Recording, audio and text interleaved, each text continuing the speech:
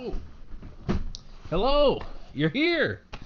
I was just showing you what it looks like when I'm at church.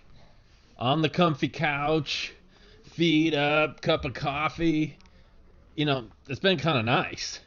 We can watch church whenever we want, dressed however we want, hair messy, under a blanket. It really hasn't mattered. And there's been something nice about that. But there's also something that is kind of missing. And it's the whole idea that our faith is for one another. Look at this in Philippians chapter 2. Paul is writing to a church, and he's listen to what he describes for us. Philippians 2:3. Do nothing from selfish ambition or conceit, but in humility count others more significant than yourselves. Let each of you look not only to his own interests, but also to the interests of others. Have this mind among yourselves, which is yours in Christ Jesus. And he goes on to describe how Jesus emptied himself and let go of all his divine rights and took on flesh and went to the cross. And he's saying that's really the mindset of Jesus, that we look not only to our own interests. Now, to be fair, we've had no choice. We've had to just be home watching the video, and so all the one another's have sort of been kind of turned off. But now they're turned on.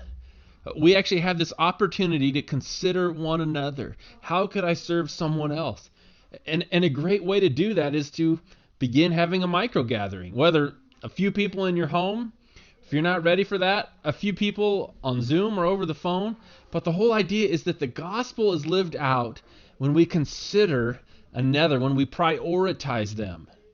So to have somebody over, you're going to have to think of some things that we honestly haven't had to think about for a while. Like, well, I got to get dressed, and I got to make a plan, and I got to have a schedule, and I got to make sure the house is clean, and then I got to think about someone else being comfortable here and looking out for their need. And so it just triggers all these things that we haven't had to do.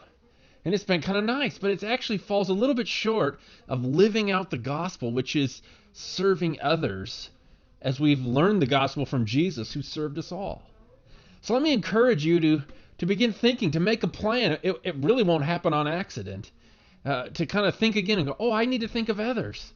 Could I invite a couple people over? Could I have a micro gathering in my house, 2, 3, 4 people, and share the service together? And I'll tell you, we did it last week. It was beautiful. We had friends over. We had a great time. We shared with them. We participated in the service. It was just a great bonding experience. And it's beginning to live out this gospel where we think about one another. So I encourage you to put that in action, put it in motion this week, and begin to think about how could you serve one another this weekend. Hey, looking forward to talking to you. Have a great day.